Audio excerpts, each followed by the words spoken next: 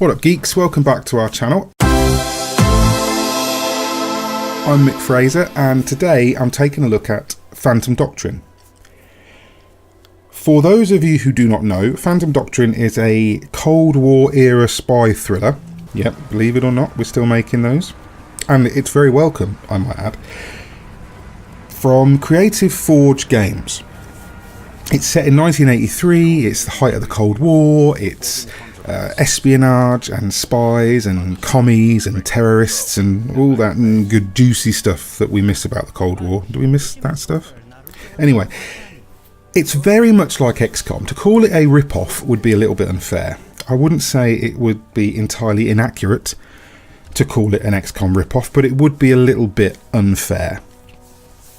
It does more than just copy XCOM. Like, the combat is very similar. The combat is very similar to XCOM. It's turn-based. You've got the zoomed-in, stylish kill cam shots. You've got a very similar control scheme, a very similar special ability scheme. But it's more than just a pretender. It adds a great deal of its own ideas into the formula. And it does enough. It does enough to stand on its own 2 feet.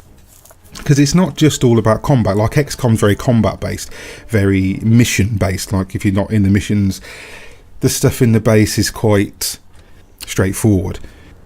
In Phantom Doctrine, it's a little bit more complicated. So it's more than just about shooting things in the face or missing easy kill shots from 3 feet away. It's more about the spy game. So you spend as much time investigating global terrorists and threats to national security as you will ordering highly trained operatives to move between invisible squares.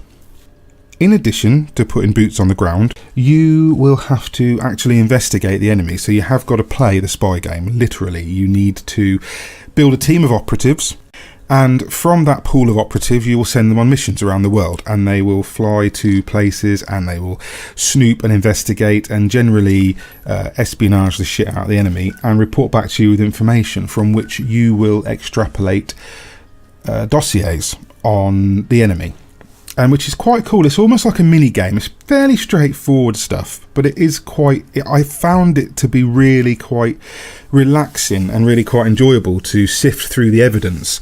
And you've got to sort of highlight keywords in manifests and sensitive documents, and then from those keywords you will derive new evidence, which you can then sift through for keywords or for things that link the evidence together.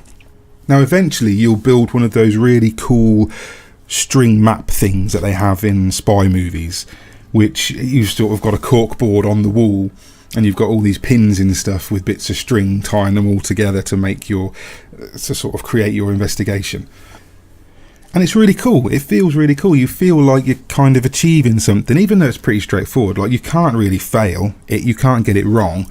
You can't select the wrong keyword and go on a wild goose chase or anything. You've always got a central target that you're trying to find or trying to catch or trying to stop, and you'll always be building evidence around that central target.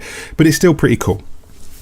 It's a nice touch, and it gives you something to do other than the combat and other than just watching the map screen. Like in XCOM, you're sort of, if you're not on a mission, you're just watching a map screen and advancing time and sort of waiting for buildings to build and waiting for research to complete and stuff like that. So it's got a little bit more to it. You've got these things to do in between, which is nice. But there is a similar map screen, so you only advance time when you choose to advance time. So it's not like it doesn't happen in real time. You go to the map screen and then you hit the button to advance time, and then you can move your agents around the world. Research that you're looking into will complete. Agents will return to the field who've been wounded in battle, and your other agents who are out in the field will return to you with more intel, and from that intel you will build a stronger case against the enemy.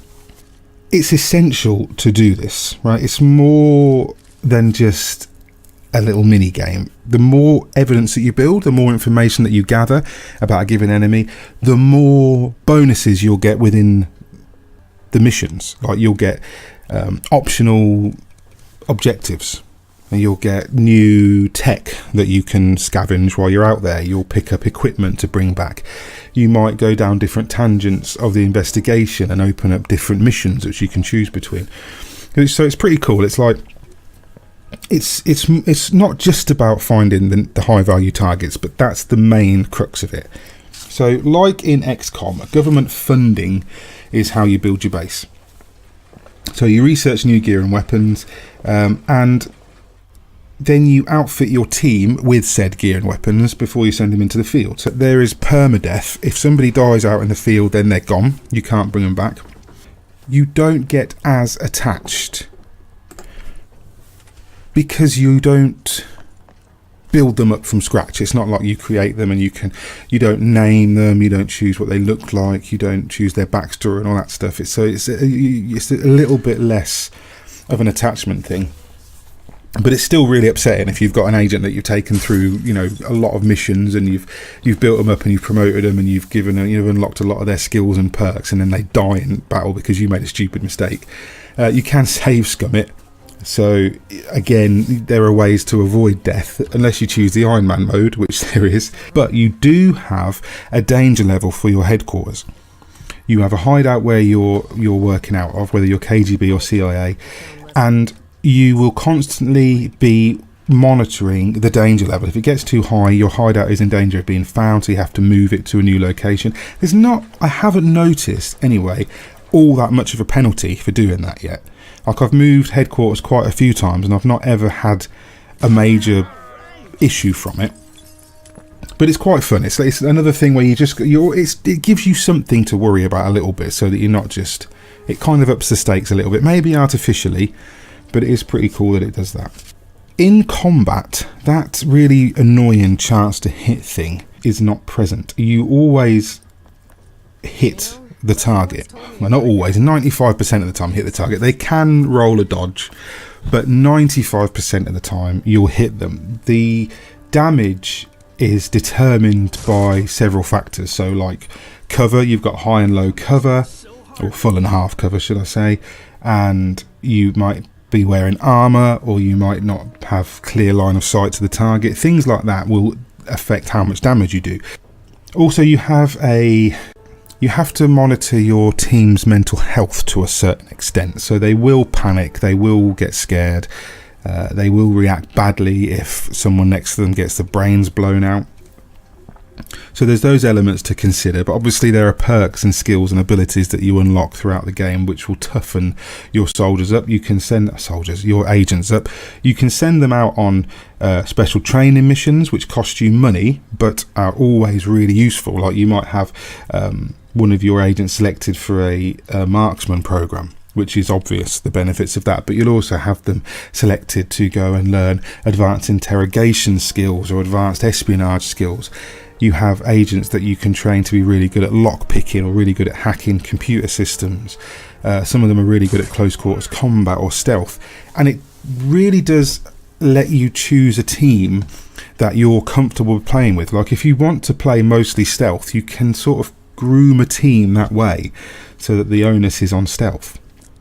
All in all, Phantom Doctrine is probably the best real XCOM clone I've played, and I haven't played many, I'll admit. I don't think there are many. It doesn't feel like it's a clone. It feels more like someone's gone, here's this really cool idea we've got for a spy game, but how do we make the combat feel tactile, and how do we make the combat interesting? I feel like it grew from the idea and then they added the XCOM stuff, rather than someone said, I want to do a game with that XCOM combat and built everything around it, because it really does feel like there's more of a focus on the other stuff. And it's good that it manages to stand apart. I mean, the setting's not as cool, it hasn't got the awesome sci-fi tech, which is missed, but the thrill of playing the spy game, of building your investigations and all that sort of stuff, it more than compensates for the lack of shooting aliens in the face. So it's definitely one to watch. So check out the full review as soon as you can on godisageek.com. I think it should be on there now, and see what you think. I would definitely give it a go if you're looking for something that's a little bit different and yet kind of familiar. and especially if you're a fan of XCOM, it's definitely worth checking out. I've been Mick Fraser for God is a Geek, and you guys have been lovely. Bye.